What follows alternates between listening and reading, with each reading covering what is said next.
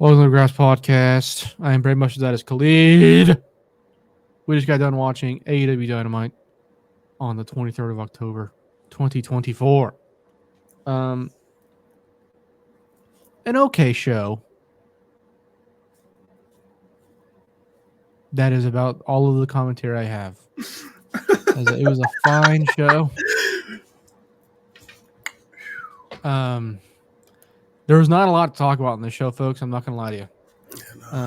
It's just a very uneventful show. Nothing wrong with a filler episode of AEW Dynamite. In theory. Right now, though, need some a little more. We're gonna talk about the Mox angle and why I believe me personally, that it's not being handled very greatly. 2 episodes in.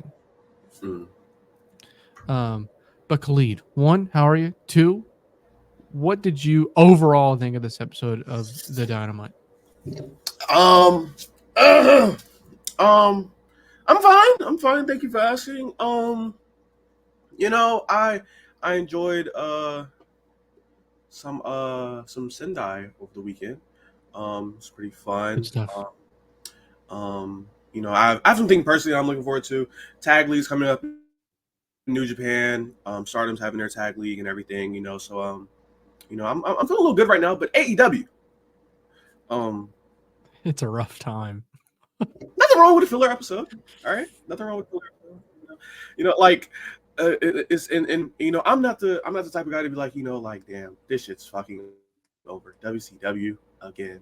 But I mean, I hope I don't come off like that. This episode, it won't, because the stuff they have next week is like pretty good. So I'm not gonna I'm not gonna even take part in the gloomage. Hold on. I do want to talk about one match on this show. We'll get to it in a second. But you saying that reminded me of something that's happening next week. A match on this show made me more excited for that. So go ahead. Sorry. Okay. So this show is cool. About 4, 5 out of 10. Yeah. It's okay. It happens. All right. Now if it's consistent, now we have a problem. But the thing is, it's just. Was that your full thought? I'm sorry. With this angle, the angle that's currently happening, a show shouldn't be a 5 out of 10. That's exactly, yeah. But again, it happens. It's going to happen. So, do better. Just do better. Just a little bit. But yeah. We'll talk about what happened with Mox on this show. But before I do that, you mentioned next week where Shelton Benjamin versus Swerve Strickland is going to happen. And Shelton looked fucking awesome tonight. Again, 2nd week in a row. Yeah. So, that match should fucking rock. That should be sick. So, I mean, at least I'm looking forward to that, I guess. Now, the show started off with, a pretty sick Mox promo. He was out in the desert. And he was saying that a little piece of somebody was going to get torn off tonight, is what he said. And who that ended up being was truly devastating for me and Khalid. Main event of the show. Okay, well, hold on. The baby faces throughout the show are seen outside. Guarding the parking lot. Waiting for Mox and crew to arrive. Now, this is a good thing. This is a good thing that they're explaining why Mox is not there. Because last week it felt like there was no real explanation as to why he didn't show up until the halfway point of the show. This week there was one. They didn't explain why he wasn't there. It's just that he was not there. So that explains why he wasn't out fucking people up. Now my thing is, my big issue with this episode in particular is if his whole goal is to course correct the entirety of the company and not just the 6 guys that are in the main event, why is he only showing up for the main event? Logically, that does not make sense. He has preached this as, I hate what AEW has become. I'm here to save AEW, not I'm here to save this tag team this mid-carder and the EVPs from a lackluster year. Like, that's not what he's been saying. So him coming in only in the main event and only really interacting with a guy that he's building the pay-per-view with, that's like still not even like fully set in stone. We know, but I mean, everyone should know at this point. It's Orange Cassidy. No shit. So like him only interacting with that, like in a vacuum with only these guys, it's so inconsistent. And it's like, it's not what Mox was selling, basically. I don't know if that's his fault or it's just creative. Mm. But the angle so far has not been what he's selling as like he is going to save the company. It's him attacking people, like the same people every week. And then, you know, MJF and Adam Cole talking about getting hand jobs from masseuses and like, you know. All right. Okay. Who else? Hangman and Jay White literally not acknowledging it at all. Charlie had a great point on Novi's pre-show where like Jay White's whole thing was, my goal is to get back to the world championship. Mm-hmm. The world champion is Jonathan Moxley. That's true. He's not acknowledging it at all. That's true. That is true. And I don't even think I've said this on air or recording, whatever the fuck. I want to make this very clear because I don't want to set my I don't want to make it seem like my expectations are too high. I don't expect every wrestler to be a part of this angle. That's not realistic. I don't want that. I don't want MJF in this shit. Yeah. So my thing I said this on Twitter, I think to Bulldog, was with MJF specifically, him being like, goddamn, excuse me, I'm sorry. Him being like, talking to Adam Cole and saying, Jon Moxley's like terrorizing the company, yet I'm focused on you. That goes as like him acknowledging it, but also like legitimizing him and Cole's feud as like a legitimate blood feud. Yeah. Because he cares more about Adam Cole and he does the world getting rid of Adam Cole than the world title or saving the company that he has tattooed on his fucking leg, you know? Exactly. Yeah, that's true. And then my other one was like MVP is, in my mind, the best one to do it because every week he's there recruiting people to be a part of his crew. And such an easy line they could slip in there is like, you know, with Mox and crew around, you need as many people watching your back as you can. That's so easy. It doesn't have to be the main point of his pitch. His pitch could be like, we like what we see in you, you know, let's do business. We need the numbers, like, after all, like that it's so easy to like just piece it, thread it together, not even like just marginally piece it together. That's all I'm saying. I don't want to make it seem like I'm like, why the fuck are Brian Cage and Lance Archer not worried right now? Like, that's whatever. I'm just a little acknowledgement of the fact that these guys are an invading force of the company would be nice.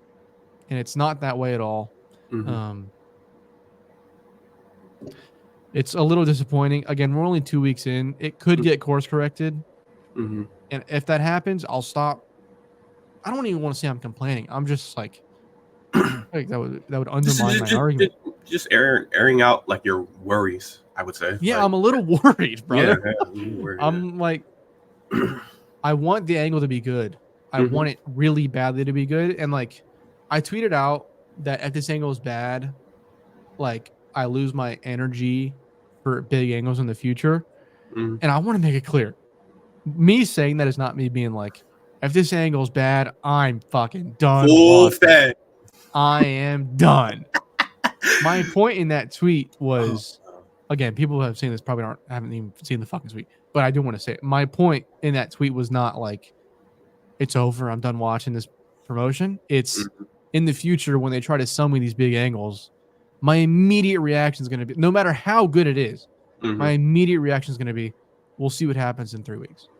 And like, so like, that's not good, because if you're trying to like get me to buy in on an angle, I should just buy in when like the actual like first like segment of the angle happens. Like, it shouldn't be like a proving grounds to get me in on your angle. And that's exactly what it is at this point. It's like, I have to wait and see for everything. I think it's kind of like a valley right now. It was whoosh, you know, it was good. And then this week it kind of, you know, it kind of knocked down a bit. It might get picked back up next week, depending on, because they have 4 matches announced next week. So depending on what gets announced, and also like if they're just going to limit their involvement to Dynamite, because we saw on Saturday that they were on Collision, they main evented Collision, and then they also took that into the start of Battle of the Belts. So if they're just going to limit it to Dynamite, then like that's also another problem. I do feel like they should be on the other shows as well. Mm-hmm. Since we're talking about, you know, them correcting all of AEW, why are you not on all of AEW shows? Yeah. So if like this week, if they're not on like Collision, that's a problem. If they're not defending their titles on Collision or something, just a match from somebody in the group, like it doesn't like it can be Yuta. Yeah, like it doesn't have to be like Mox doesn't have to wrestle. yeah, he doesn't have to wrestle. He does not have to wrestle. Like just imposing the fact that they are or should be considered the scariest and strongest force in AEW right now. I would think you would want them to have a bigger presence than just affecting the main event of a trio tag in which nothing's on the line really. So I like me personally, since you got yours in, I'm gonna get mine in. I went for a little bit. You're good. I think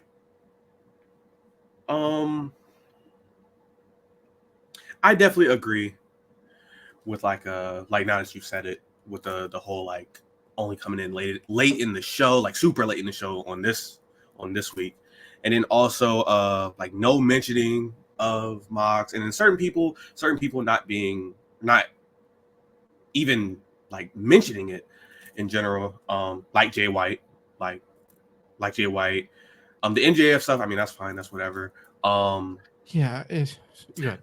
I think it's also it was a disadvantage from the jump because they made this angle so early. Like they wrote this angle and planned this angle so early that they couldn't imagine that 5-6 months when the angle actually happens, that, you know, certain people are baby faces who weren't baby faces at the time. Jay White wasn't a baby face when they probably wrote this angle. And you know, same thing goes for other people in the company. He wasn't. And then also another thing with the angle is like, when it did first start, it was like this is just for AEW originals. So why would a guy who just joined the company last year or 2 years ago hop in? And then like I get it, like you definitely want to keep some separation.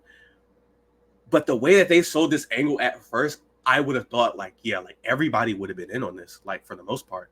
Like when they first did that shit to Daniel, the amount of people that came out, like Adam Cole was out there.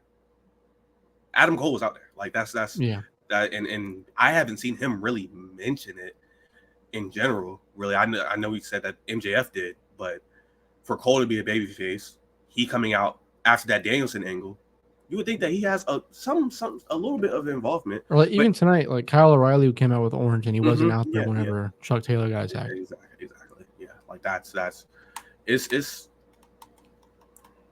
I think it could like. It's going to shape up to be better, especially as it keeps going on and we get closer to like what people will start to think is probably the end of it. So like going into World's End or whenever like Darby comes back, you know, whenever, because he hasn't even been on the shows really. I don't think he has.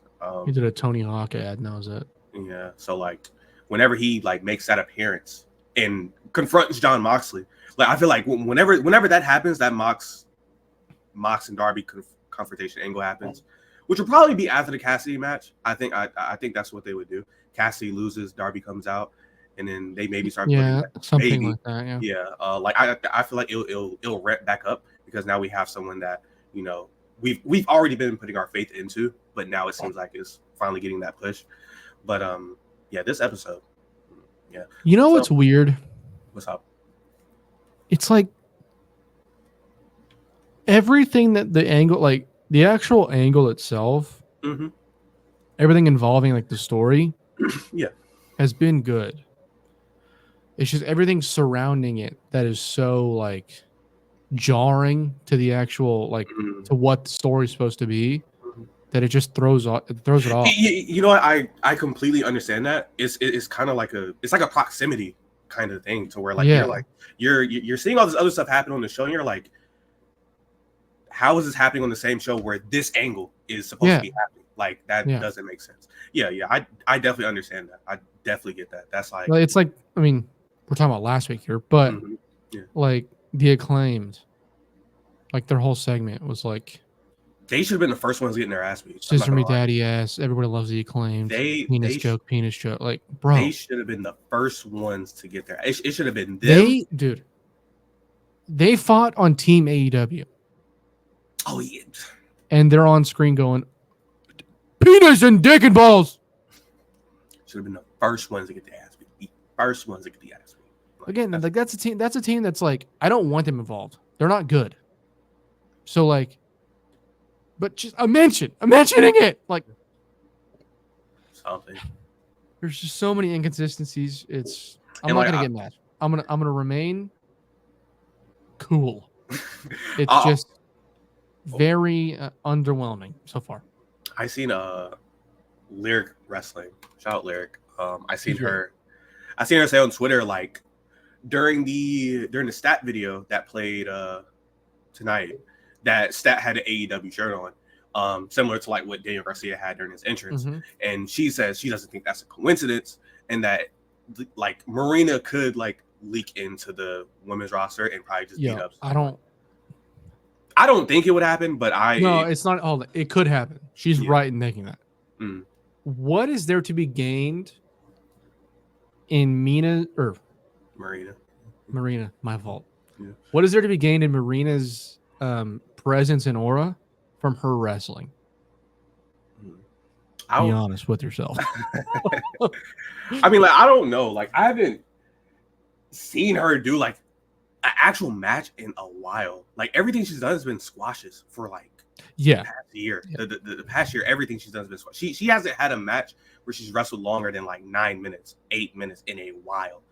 Probably like right before it's because like they tried to give her matches when she first got to the company, and like it was all right. It's an MMA person trying to do wrestling.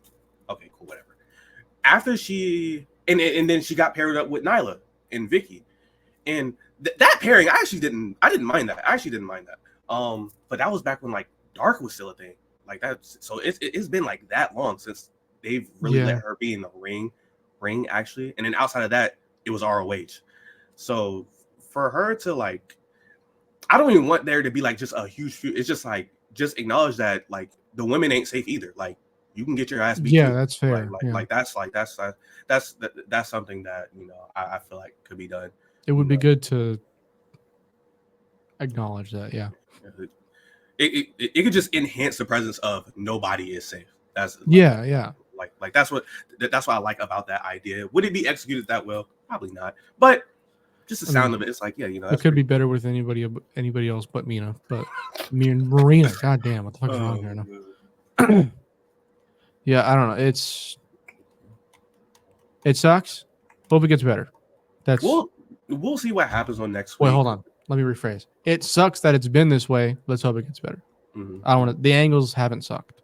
I want to make that clear. That's a distinction that I made while you were talking. Was the angles themselves have been good, and like the segments themselves have been good. Everything surrounding it throws off said angles and segments. It's not meshing well when you're looking at the product as a whole. It's also story wise, it's inconsistent. Because it's not matching up with the motives of Mox. Absolutely. I guess those are the main things. Anything else from the show that you want to talk about? Legitimately anything else? Because I'm not fucking around, folks. That's all we had planned. That was really it. Briscoe first forced Jericho to have a fucking good match. Somehow. Yeah, dude. This show peaked with Chris Jericho and Mark Briscoe. Yeah. In ring wise, in ring wise, Chris Jericho won, and that sucks balls. That like that might have like, I may not go to Final Battle now because why would I do that to myself? Unless some like crazy shit gets booked, and then I can have it. oh, I'm there. But like unless some shit like that gets booked, and then I can just have like an early night. You know what I mean? Yeah. You could just go home before the main event. Fucking beat the traffic, bro. Yeah, definitely. Depending on who Jericho's wrestling, like if he's wrestling like somebody cool, you know, I'll watch their entrance and then I'll leave. I don't, bro. Jericho's bad now. Think about how bad it'll be in 2 months. Anyways, let me look at what's on next week's anime so we can run that down very quickly, and then after that we'll go into the upcoming shows, and then that legitimately might be the show. Yeah, it might be pretty much. Actually, before that, I will say, folks, Cage Match Chronicles 1988. That will be on November 10th. Sunday, November 10th. Let me give you the match listings very quickly. Let me find them. They are Genichiro Tenryu and Toshiaki Kawada versus Stan Hansen and Terry Gordy from December 16th, 1988. Genichiro Tenryu versus Jumbo Tsuruta from October 28th, 1988, which is 5 days away. Holy balls. The Midnight Express versus the Fantastics from April 26th, 1988. Antonio Inoki versus Tatsumi Fujinami from August 8th, 1988. And El Dandy versus Parada Morgan on September 23rd, 1988. Again, live on November 10th on this channel. Hell yeah. Let's fucking go. Yeah. It'll probably end up being a later show that day. Just because that was the plan for like the first episode, the Vader episode. But we booked that episode the same day as Bad Blood.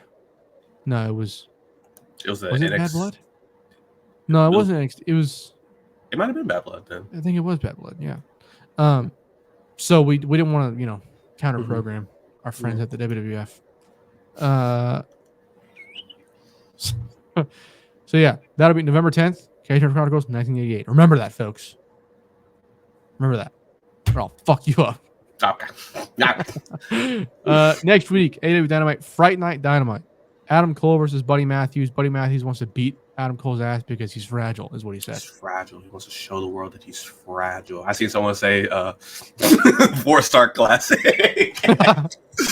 Oh man. Camille versus Chris Statlander. That is 2 weeks Praying for Statlander.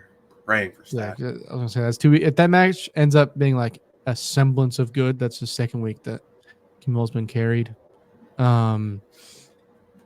Swerve Strickland versus Shelton Benjamin.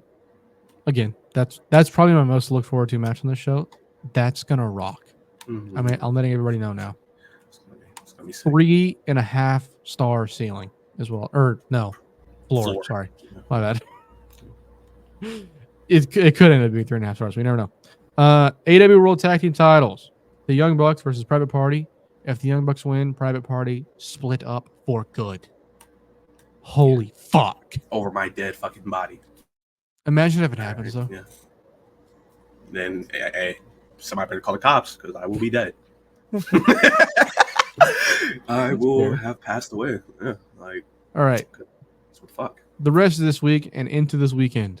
Tonight, I believe, is the first night of Super Junior Tag League. Yeah. On the card. Hold on, this match kind of looks sick. Dragon Dia and Ryusuke Taguchi versus Koji Fuchida and Robbie Eagles. That seems like it could be good. Yeah, it is. There's a Young Lion match. I believe that's opening this show. I believe this might be a new set of Young Lions that they have because I do not remember either one of these names. I could be wrong, but New Japan Young Lions. They're like. If you really want to look into the future, like you always. It really is like a pretty intriguing moment on the shows. And then they have these guys. They're called the Velocities. I don't know anything about them. This is gonna be my first time seeing them. Are they Australian? Jude London they and are. Paris. Oh man. I'm not gonna. Yeah, I'm. He's like anti-Australian. Fucking, Dude, I've never seen New Japan bring in an Australian guy and been, this guy's pretty good. Just never happened. Go ahead. I was gonna say somebody, but he would have rolled this fucking guy. It's like, No. Go ahead. Oh no, like, you and Novi didn't watch the match. Oh, I did. You're back. Sorry. Okay. You and Novi didn't watch the match, but the Team DK Caveman Ugg. Yes. The Team DK versus Fale and Caveman. That shit was a caveman showcase. I'm not gonna lie. Yeah, he's pretty cool. It's a hard watch because of Fale, like for the most part. But if you go through and just watch Caveman versus Shane, Caveman versus Mikey, Caveman versus Mikey is crazy. He's actually solid. They should let him do some single stuff. I feel like tag teams, and I know they're going to be in the tag league, so like it's going to be so fucked up to have to watch those matches because I kind of want to see what he does. He does. Is it him and Fale? It's probably going to be him. They haven't announced the heavyweight tag league stuff, but like that's probably who's going to be because that's who he's associated with. And then Robbie X joined Bullet Club. Good lord, why? I mean, like, I know the name. I'm not too familiar with him. I mean, if he's good, he's good. But just get out of Ishimori way. Good day. Thank you. Yeah, I honestly like. I'm going to be watching it. Obviously, I'm a New Japan fan, but I'm just trying to get the Power Struggle because Power Struggle. You guys have a card on our hands. It looks pretty good, folks. Already have a card on our hands, and it won't be for another week. It's November 4th. So that's a Monday, I believe. That's 2 days after my birthday. Yeah, so it's like we already have 1, 2, 3, 4, 5, 6, 7. Without the Super Tag League or Super Junior Tag League final match, we have 6 matches. Zack Sabre versus Shingo is on the card. David Finlay versus Taichi for the title is on the card. Taichi, bring it home, brother. All right. Do it for us. I've had it with Finlay beating the old men. It's pissing me off. This territory. Yoshihashi, Goto, they've all fallen victim. But Taichi? Listen, folks. Hey. The four-eyed monster is coming. The four-eyed monster? He's coming. Don't explain yourself. Don't even have to say anything. Y'all know. Come on. If you're tapped in, you really know what we're talking about here. Come on. But Doki versus Master Wato. Beast. The Master has returned. Yes, sir. Master Wato came back to get the title that's been rightfully his. I'm pretty sure he was going to get this title earlier this year. I'm pretty sure he was going to get it earlier this year. I don't know why. I thought this show was on this Monday, like before you said it. I thought it was on this Monday, and I was sad because I wouldn't be able to stay up to watch it because I have to get up early on Monday. But I don't have to because it's the Monday after. Yeah, it's the Monday after. Let's go. Let's talk. No, yeah. TMDK, they're defending the titles in an odd match here. It's Great Khan and Hanare. I'm only here for Mikey and Hanare hours. I believe you are too. Yeah, I'll be there. Yeah, we're just here for those type of hours. If they can put on a good match, I won't hate. Great Khan's, he's like singles is hard to watch. Tag, he's actually okay. When him and Cobb had the titles, and it was all right. It was all right. They had an okay reign. I'm not too much of a hater. TMDK better retain. I mean, I know they're going to retain. Yeah, if they don't, that's fucking crazy. Finding ghetto. That would be insane. And then probably the most questionable match on the card. And no, it is not the Tanahashi match. Sonata versus Shota Umino. Ooh, boy. Ooh, boy. This right here. This is actually a deciding factor on like what's actually going on with Shota. Because if he gets booed here. You're like moving your camera. Bro. Like trying to make your point. Bro, because like it's crazy. Because it's like Because for the past like, please fix your camera, Khalid. bro, no, I'm not. So like, for the last what's it been like? Ever since he won the title, ever since Zack Sabre won the title. Yeah. You know, Shota got booed when he came out after or during the celebration. He got booed. Like crazy too. Like crazy. Like, whoa. Then he got booed during his Callum Newman match at Royal Quest. But by the end, he was getting booed. It's crazy. It is a UK crowd, so Callum does have the home advantage. But Shota was a Rev Pro young lion. Dude, hold on. If Shota gets booed against Sonata, it's over. It's fucking over. I'm saying it right now. Shota, if he gets booed right here, what's probably going to happen is they're going to have to, because the way it's looking, Ghetto has him booked for Wrestle Kingdom. That's really where it's looking at, because he's probably going to win this match. Shota's probably going to win this match. But like, if he's getting booed here like bad, I mean, like every time he gets off his entrance booed, because he comes out through the crowd. So imagine coming out through the crowd and you're getting booed.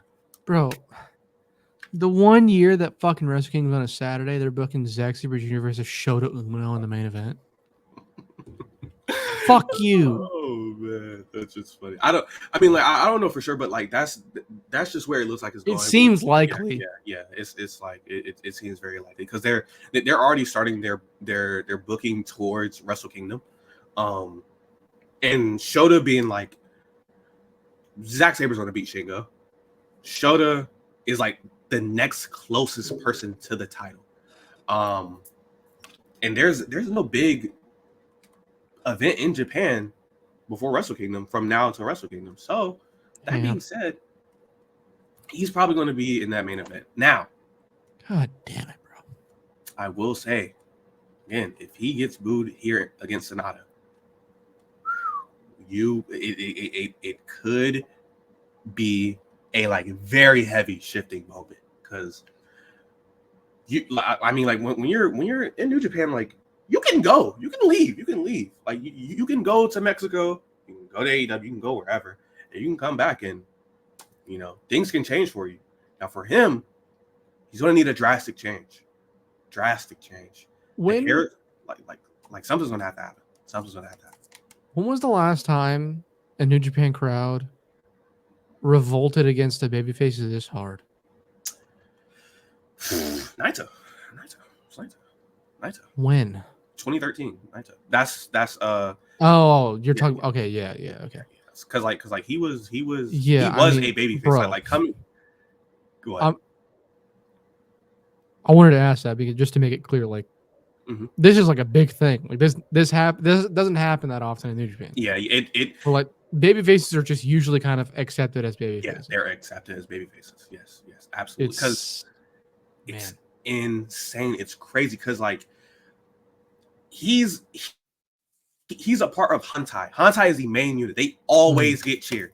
It's basically his Tanahashi faction at this point. Yeah. So it's like you're getting booed and you're in Hantai. Ooh, that's rough. When Naito was getting booed, he was getting booed because people didn't see him as worthy to main event or to be on the level of Okada and Shinsuke and Tanahashi.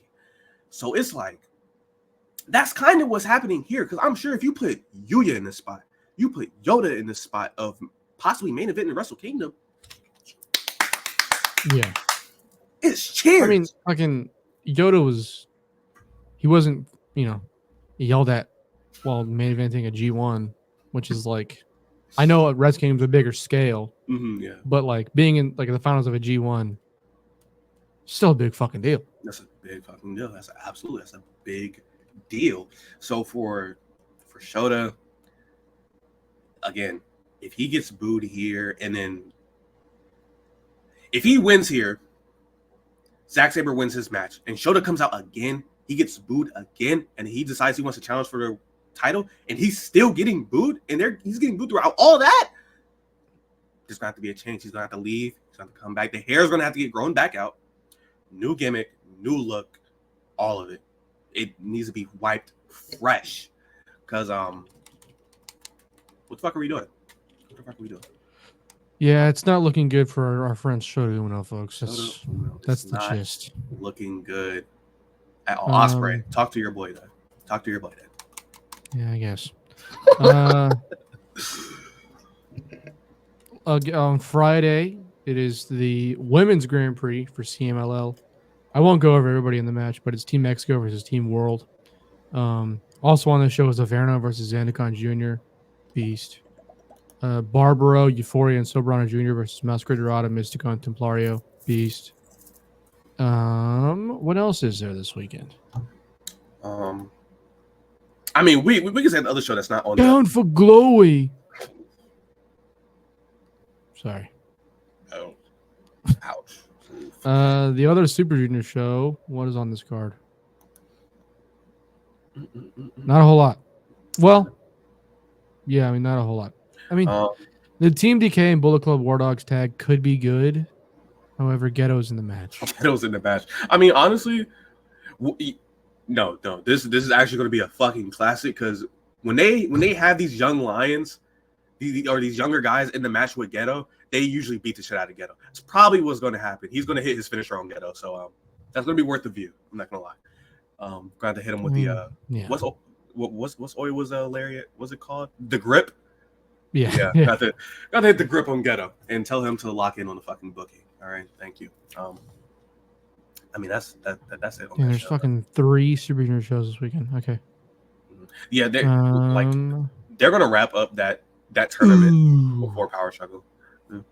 On Sunday, Kosei Fujita and Robbie Eagles versus Clark Connors and Drilla Maloney. There we go. That should be good. There we go. There we go. Intergalactic Jet Setters versus Robbie X and Taiji Ishimori. H2O Tremont's Deathmatch Tournament 5. Oh, Jesus. Sorry. And Red Bankton. There's no card. There's no bachelor. How did you go over Halloween Havoc like that? What the fuck is wrong with you, dude? I am going to be fucking watching that show live because Joe said, he pitched to me like a Monday grin along. When is it? Is it Tuesday? 27th. No, it's Sunday. Yeah, Sunday. Am I stupid? No, it's Sunday. Okay.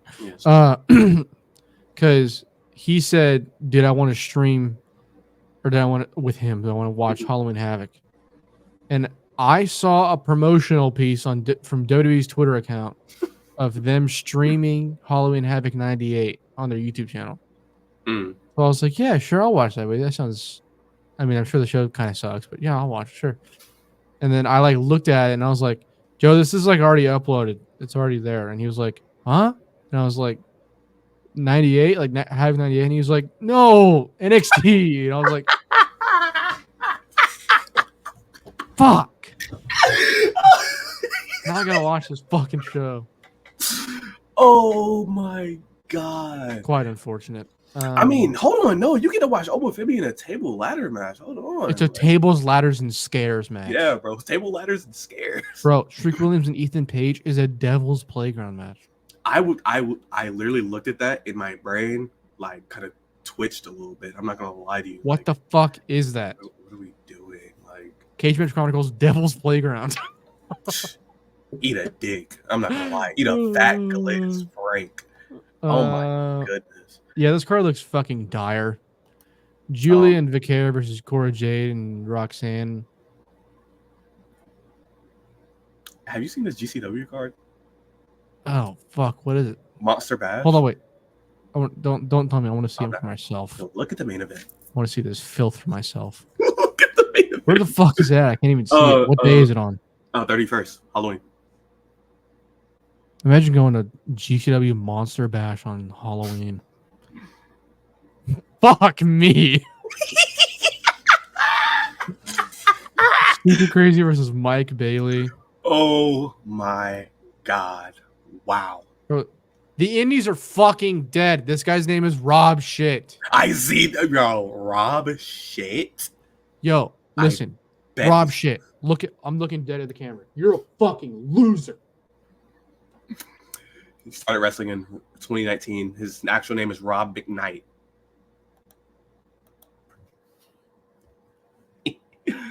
Why can't wrestlers take wrestling serious anymore? Oh my god! Did you see Ethel Kane and her thread about like how irony has killed any and all like actual conversation in the modern day? I did not see that. It's true. Yo. Why is everything ironic? Please, bro. Just be serious for once, guys. God. Fuck. Are you gonna watch Charlie Dempsey versus Lexus King? Is that on the show? No, that's on the 29th. No. I won't be watching that. Okay, hold on. This what one? Is GCW Hawaii Mania? They're doing a show in Honolulu. Yeah. Stop. You guys are terrorists. Brett Lauderdale is a terrorist. There is a match on this, and Fraxium versus Cedric and Javon. That's actually not bad. That can actually be good. It's on NXT. It's on the Tuesday show after. Okay, so I'm not watching it, but it could be good. I'm not watching the show, but I'll watch the match when it goes up. Somebody's gonna upload a fucking montage to it, so I'll be watching that. Yeah, and you're gonna have what's the guy's name? Fucking God damn it! What's the commentator's name? Vic Joseph. Oh no! Damn going. Ah! When a big move gets it. That shit is so ass, so shit. What happened to your mic? You got so quiet. Probably like fucking yo, bam. Yeah, that's fair. Fucking my mic can't take it, so you're gonna shut the fuck Dude, up. Dude, when Ethan Page made his debut and he was like, wasn't he an A? And then Booker T goes, whoa. Bro. PWF Shinya Hashimoto Legacy Cup 11 taking place in Newport, North Carolina.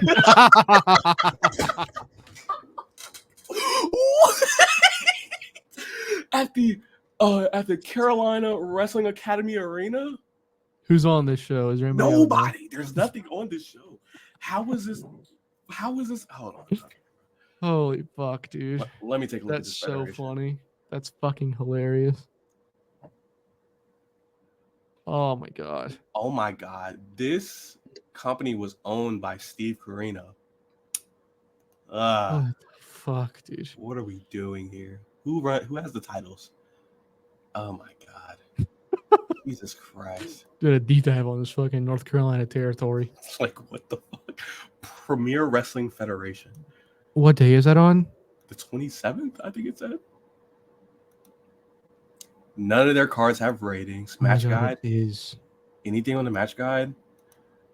Their best match, 8.851 votes. Colby Corino versus Steve Corino. What the fuck? I'm gonna screenshot this and tweet it. Hold on. What? Low Key versus Amazing Red 2002? Well, hold on. Oh, hold on. Wait a minute. Is that a Danielson match? Yeah, I mean, I'm sure these guys have been around for a while. No way. If it was owned by Steve Corino, yeah. Versus Quiet Storm and Reckless Youth. Who is that? Okay. Bum. Loser. Reckless Youth? Who the fuck is that? No idea. So these nobodies got in the ring?